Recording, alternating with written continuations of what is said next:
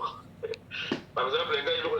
ingakate tant ba congolais ba africain ba lingi makaba kindoki et donc pour moi parce que là c'est comment raisonner le quoi dans un esprit rationalité parce que tout ce qui est réel ne peut pas durer donc ça ne sert à rien nazo quoi na route ozo quoi na nini te alors ozo quoi na nini te na kindoki te naza na na tina soute zo epsanga rien parce que ça est réel ezali le komoko ozo ko demokango te sakando eza nango na lobi teke na ni yango na lobi na yebi yango mais tant on a pas nzambe mais ko comprendre que eza na tina mon côté parce que ça est réel on est rompe quel liboso parce que e banda ki pera mboko zali oza na Angleterre parce que kindoki bandi kuna foi bien bien alors nazoka yo kindoki bandi kuna beta bango lelo soko ebisi baliaki mutu boye aliaki boye baleketa kwa bango bakomaki bango babande no kotumba bango c'est que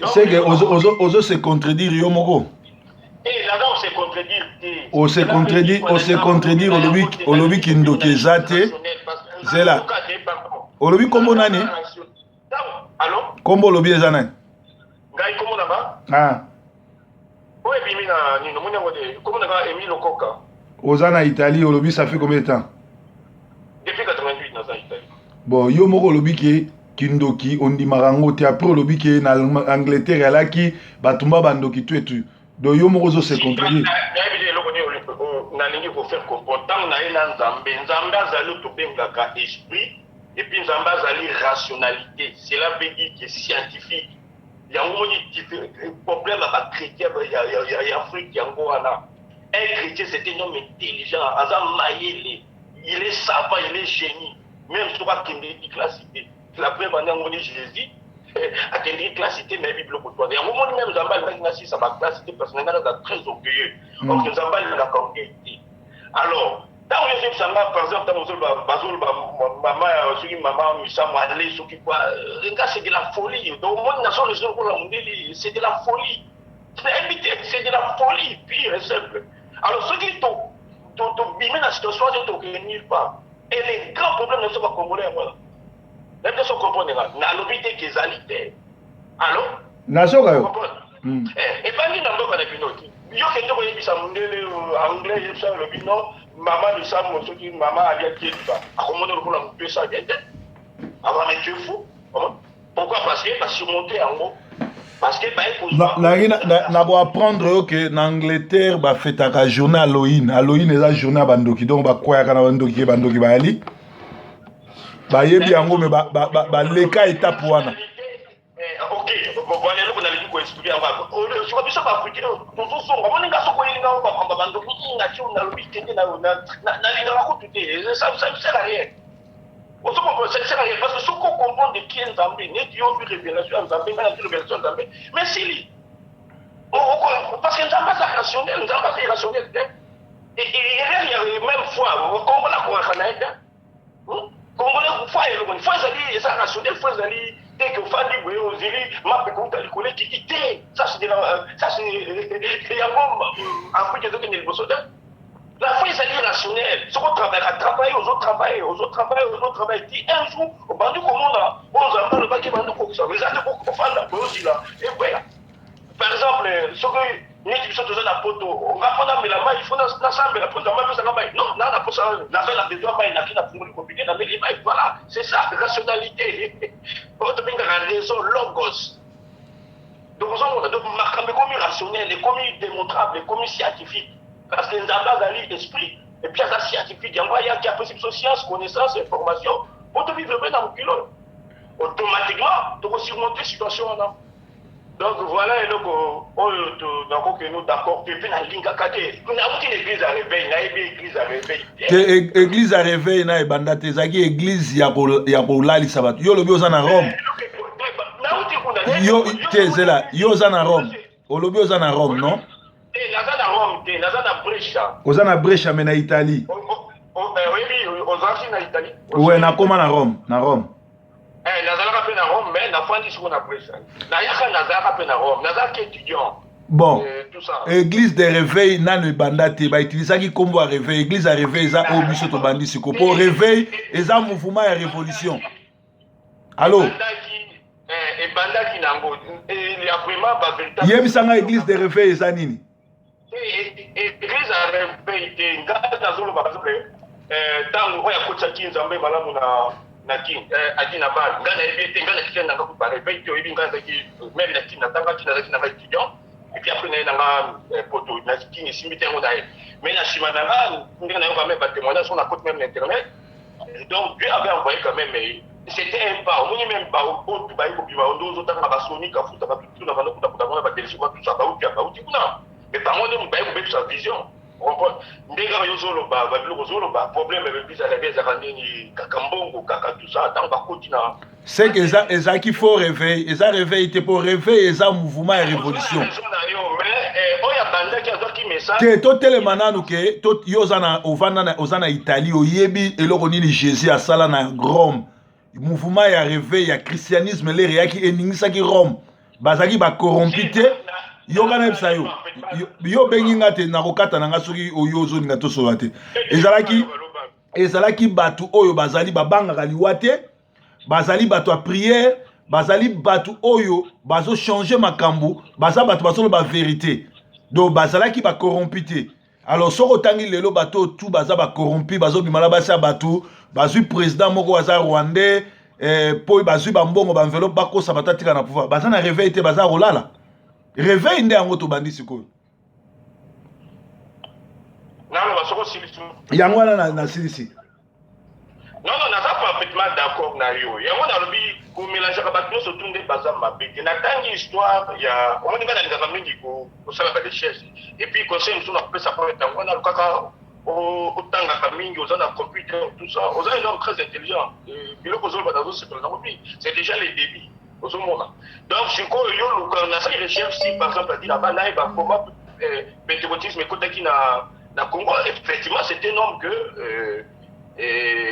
akutanaki na nzambe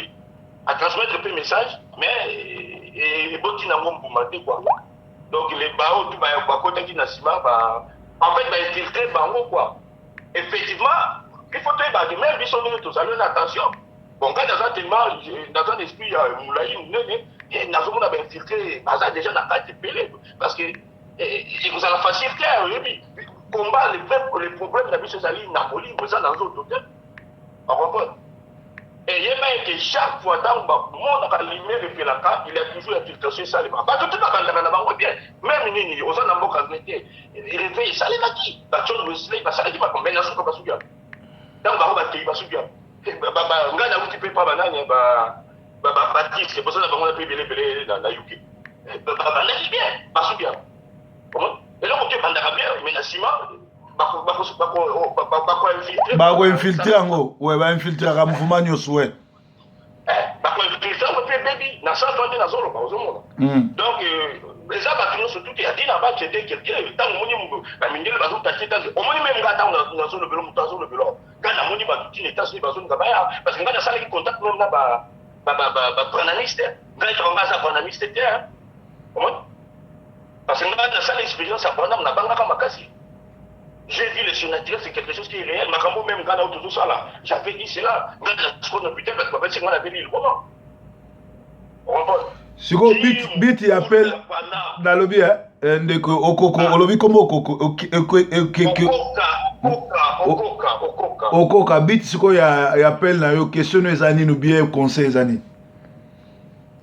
na sepeli ezali bandeli na moni ndengo ozobanda na sepeli na lobino nazotala bakasete na biloko na yo biloko ozoloba na sepeli donc tu dis des choses qui sont vraies belées par exemple quand tu expliques bazonga l'origine na suka Jésus c'était un africain mais les scientifiques nga nazo démontrer moi sur une façon scientifique intellectuelle mais na viango na tanga na Bible comment na Bible dans les autres la Bible nous toujours parler sur les noirs mais c'est pas des choses mindele ba biloko surtout mais pourquoi ba chrétien ba on va dans l'église ba et combien ba dit ba biloko mais pourtant pas dans la Bible problème ya wana yo zana quelques nani ya kwa ajouter ou bien ba Libye ya ko soutenir thèse nanga on a lobby que église Éphèse c'était des noirs Jésus azaki noir ba tout la Bible zaki ba noir kende na Facebook na biloko nazo koma mais ngai on a utilisé d'une façon scientifique intellectuelle naza na documentation biloko nyonso tout le blanc akoma biloko te pesanga argumentation ata moko kaka nayoka oyo oza nango mpo ero tozosola moyenaki na Facebook ya te nakoye so par exemple christianisme ebandi na Jérusalem oyo biso nyonso tout toyebeli quoi parce que nga sikoyo ozamba amemi nga so na christianisme yango ebandaka na ebandeli mais tobanda mpe touti na réveil nayebi biloko to totangi bible nazaki catholique nazaki protestant tout ça ebandi par exemple na Jérusalem eyebaki christianisme ezwaki 3 écoles ok 3 écoles epuis eyebaki ngai bajuif nde motu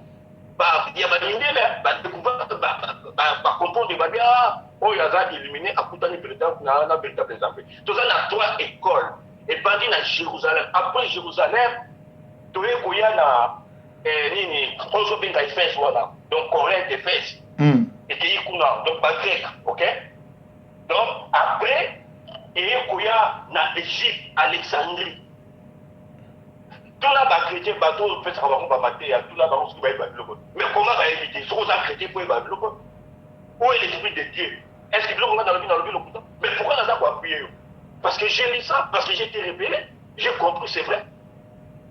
orepot alors nazoka yo nga soki moto azoba navandaka nie nazoka nga mpe nalingi ondire okati bien quoi te biloko eza epele bon nga sikoyo nazo et puis masolo toosolola mokili mombe ezolanda mpo toza en direct na sentinelle ok nayebaki te omoni ndenge ozali baza monene naza koappuye yo combien de bateaux ozoteya bango na église na yo soit disant bachrétien wana et puis effectivement ils sont pas même pas des chrétiens est-ce que bayebi babiloko soki olobeli bango baondima te parce que baza aliéné parce que tozalaki aliéné tozali problème na biso toza esclavage spirituel na mental bayaki ntango bango bamindeli baye christianisme bamemeli biso soki tout ça là est-ce que toyebaki nzambe te mais biso bato tolakisi bango babiloko nyonso tu nakopesa badocumentation mpona lakisa yo bagrec bango moko bazokoma balobi c'est chez les noirs que nous avons appris toutes ces choses mais bamoni yango lere bake na bapyramide bakanisaki bakokuta mindele bakuti banoir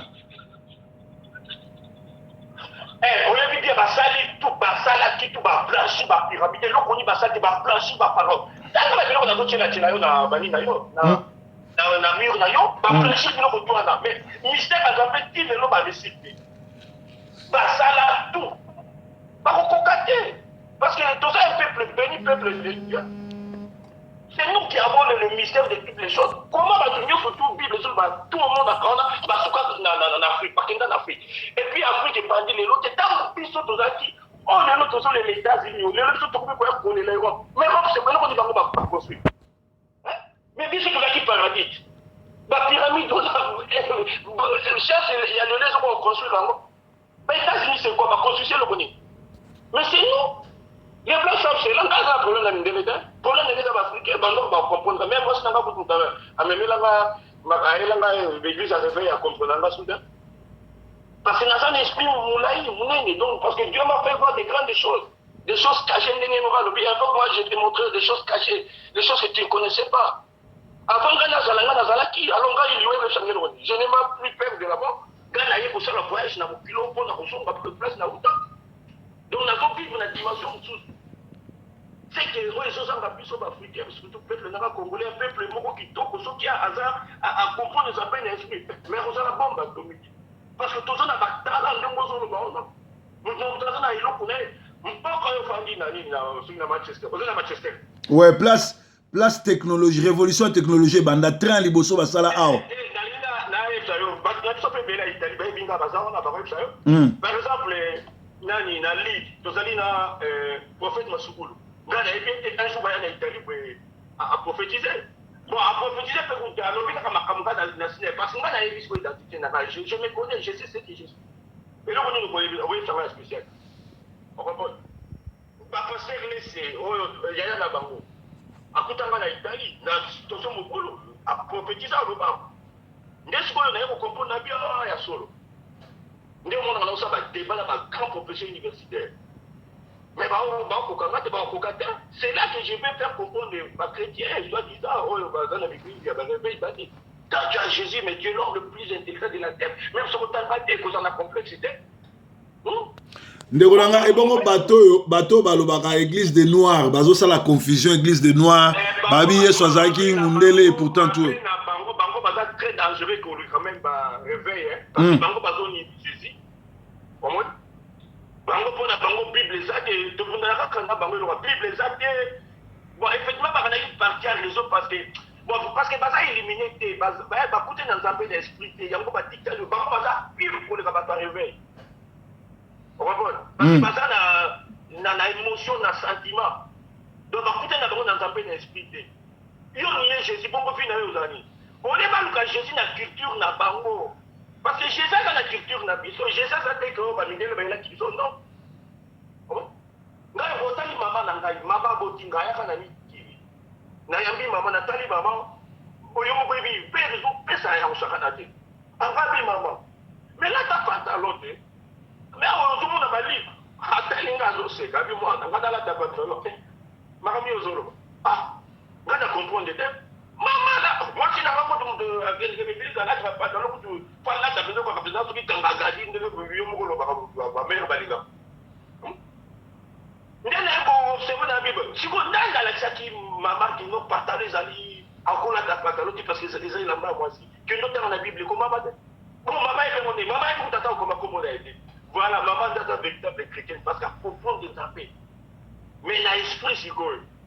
mais quand la moi sinanga comme ma charnel na ina mikili na ndo condamné na ngate na extrémiste était dans un visionnaire je donne la ligne comme montant sur l'expérience dans un dans l'esprit sur coup dans un dans l'esprit civil ba côté sous bible était ba comme c'est comme na facile tout ça là les gens n'ont rien c'est qui est porté d'aller expérimenter dans un l'esprit parce que Dieu est esprit et la chose la plus compliquée c'est impossible parce qu'il a la chair parce que le grand problème est bon dans la chair parce que à tout temps dans la Bible les péchés dans la chair et la chair ne peut jamais obéir à la loi voilà c'est pourquoi il est moko ndeko nanga toza na problème awa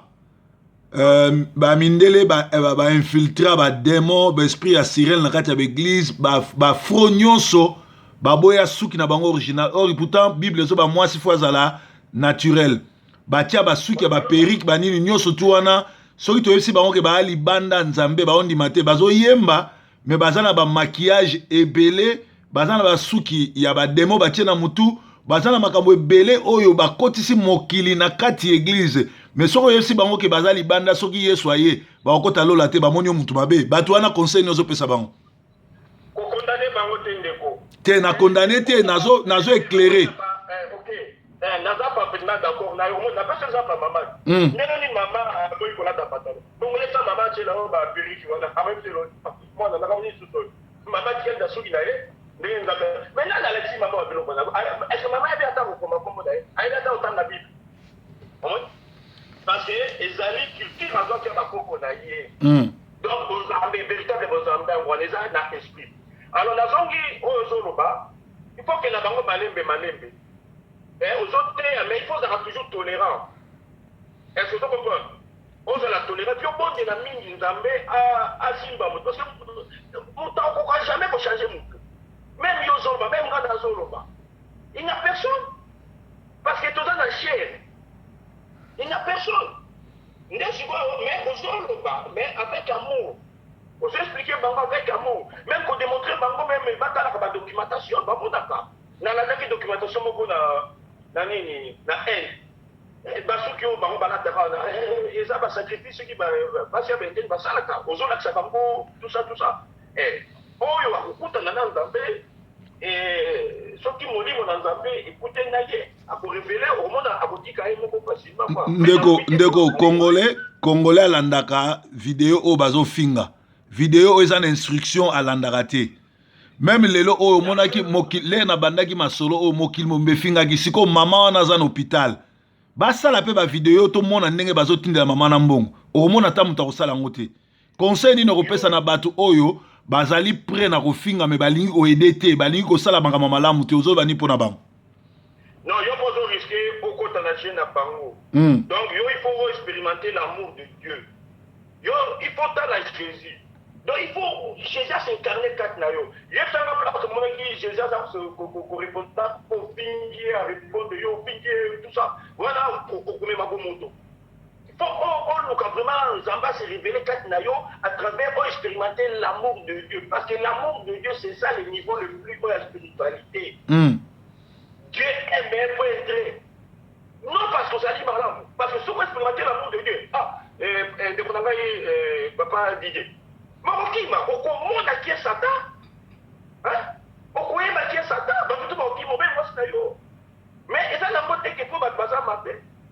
Les vrais ennemis à Moutou c'est qui c'est quoi? C'est le contraire en Zambie. C'est Satan le mal. Hein? Le mal, là où il y a l'amour de Dieu, le mal est vous allez la tête. Le mal qu'est-ce que le mal? C'est quand les amis posent amour. Il y a besoin des amis sources à ma sur la babé. Elle, bitumba, désordre. Mais ce qui to lingi nzambe, pour expérimenter l'amour de Dieu, c'est l'unique arme où est pour ma kalima. Et nzamba pour mémoire la dimension moko. Donc en fait, nzamba se fait la nayo. A pour reproduire tout ce qu'il avait reproduit en Jésus 4 nayo. Et puis peut-être dans protéger son aïba.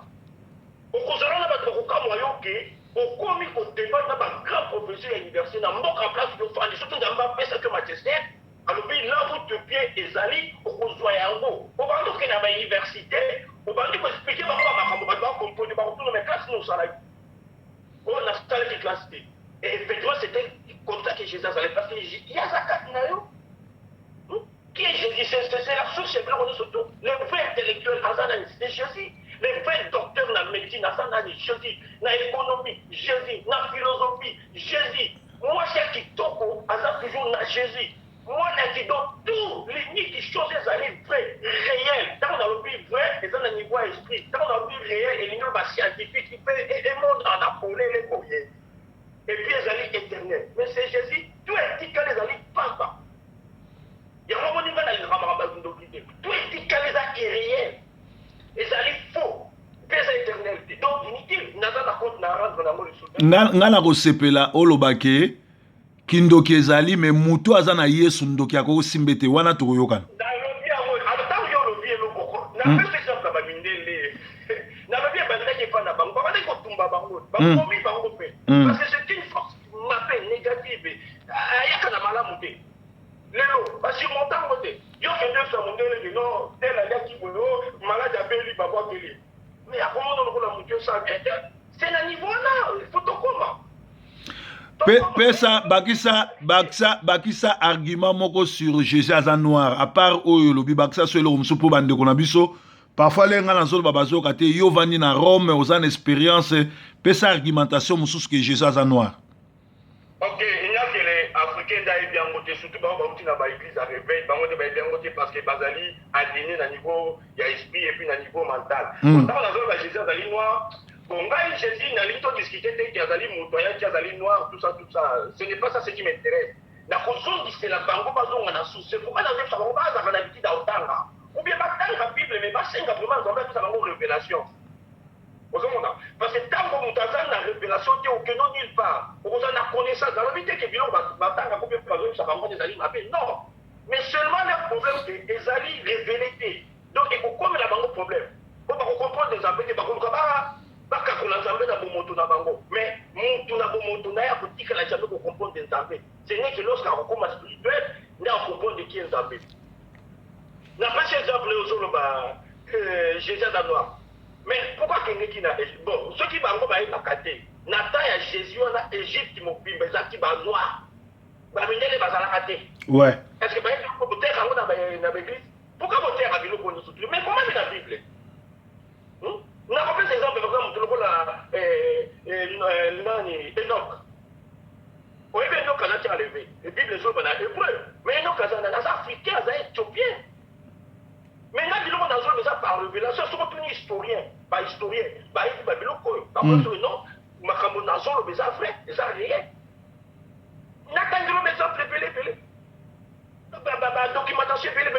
Bango ko mindele, natis, au moins le natis, son côté, na Facebook, na au moins le monde natis, et le n'a pas présent là. Quand on a bani, on doit pas connaissance cachée belé eza wana bango moko mindele les blancs bajuif ya mindele bakandi koloba baza kokondane bapasteur ya baeglise soki barebel ya bani abino c'est le temps maintenant boloba vérité jésus azali mondele te azalaki ndeko na bino noir africain ngai te ezopase na israel bamindele moko soko olingi mpe na otindela yo baza na Hongrie bavéritable juif oyo baorthodoxe wana oyo batikali vraiment na véritable judaïsme baza na Hongrie balelanga lokola eloko nakufa epuis na moment nazoloba bazotravaille na Côte d'Ivoire bango baesanga bayesinga bisi makambo ozolo bokuta na véritable nzambe epuis bazokende lukaso bandeko na bango bavéritable africain quoi donc banoir baza sikoyo na Côte d'Ivoire bazotravaille na Côte d'Ivoire baprefesa nango ebele ndeko nanga sikoyo eloko nalingaka kodiskute te surtout batarelevé bakocrée problème parce que baza spirituel te parce que batangaka te baza aliéné balingika o paster alobaki tel alobaki mais lukalo moko mpe de richesse baza bafanatique bafanatique et ils sont très dangereux banani babombaki Jésus bareligieux ils sont encore dans la religion Jésus ali kozoloba mais ngai voici c'est moi baboye ozoloba bakambo ebele na nzela eloko moko mibale peut-être misato oyo tokokeno d'accord te na ndenge ozomemela makambo naza d'accord soki olobi oza combattant mais combattant spirituel ngai eza véritable combattant mais na esprit nde kotala bitumba na biso eza molimo makambo ya kongo eza nango mpe mpa na niveau ya kabila tout ça c'est rien makambo ya kongo eza sata ye moko alors soki tolongi ye na esprit te jamais bango bazoza mitindi soki te mpa nani ozoloba nango makambo ozoloba bien ozo comprendre yo nazoka biso na rien soki tozwi conscience te soki tokoti na esprit te soki tokomi esprit te parce que kuna eza ou la vie ou la mort ocomprendre non ekaki yo ngai azalaki danger ngai aza grand syndicaliste nalingaka politique danger na itali nga na bunginga na batelevizio nazoleka mais ntango naye kokuta na nzambe cela veut dire nake na surnaturel naye kocomprendre dans les ans na trois domaines ekendeki ensemble ezali esprit ezali science donc et puis eza politique okoki koséparer yango te un véritable politicien il faut azala spirituel soki aza spirituel te neti le cas ya Congo akokende nulle part akosala jamais le bien ya peuple un véritable intellectuel un véritable médecin il faut azala spirituel donc esprit ezali science et puis yango nzambe apesa biso to gouverner mokili c'est-à-dire Dieu a créé le monde avec esprit na liloba et créé mokili il a donné à l'homme la science c'est toujours Jésus et puis pour toi vivre bien politiquement gouverner mokili oyo yango apesaki biso Jésus tozobenga donc le royaume de Dieu c'est ça la vraie politique le vrai gouvernement alors bango nyonso tout bazoka révélation il y a un royaume de Dieu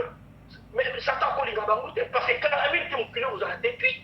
c'est ça chrétien oyo baza na bareligion bazovivre na mokili bakati mokili eza bien mais babible ni bango batanga Jésus moko ayaki akutanaki nango alobi ni le monde est au service à quoi il n'y a rien qui est vrai qui est bon qui est réel na mokili nyonso tosala na mokili oyo eza nango faux parce que au commencement ezalaki boye te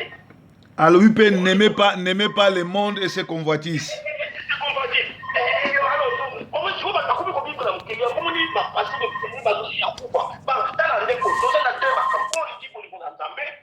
mais bolingo na nzambe kosouffrir okosangi luka koleta ngani nazoba bwe na koni na satan na yenkate mais cela me dit rien yango mwasi nanga benganga vi oza motani parce que bana so mwasi nanga bita je suis l'homme le plus riche de la terre et c'est vrai mabinga solobela yo parce que so nalingi moko 2 secondes okomprendre ouais il faut se détacher na mokili il faut se détacher na matériel oh croire à Jésus parce que soko se détacher te matériel ekoboma yo alors ouais nzambe akelaki motu po vivre avec bavertu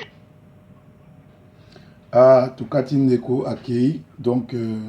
ezalaki expérience moko kitoko oyo ezotalisa biso ke yesu azalaki moto mwindu yesu aza na biso yesu akoya kala mingi te tobima na kati ya fanatisme toluka yesu ya solo po tokomi kala mingi te makambo ezokende na suka alors vraiment mwa lisolo oyo epesa bino mayele ya koyeba koluka nzambe ya koyeba kotambola na nzambe, na koyeba kotambola kobanga nzambe, na koyeba kokangama na nzambe, kosala ba recherche, koluka bankambo oyo ekomami mindele basi batie noir sur blanc ke Yesu azalaki na ye mundele te, me azalaki mutu mwindu pe asalaki makambo minene na kati ya mboka. Alors ba oyo bazosambela ke nzambe azali mutu mundele ou ba christianisme eza religion ya mindele, christianisme ezali religion ya bato oyo ba lingi révolution. Alors vraiment nzambe na nga mona bino, nzambe na nga azala na bino, nzambe na nga batela bino, nzambe na nga amona ya minene minene minene minene minene. En tout cas eza malamu. Bye bye.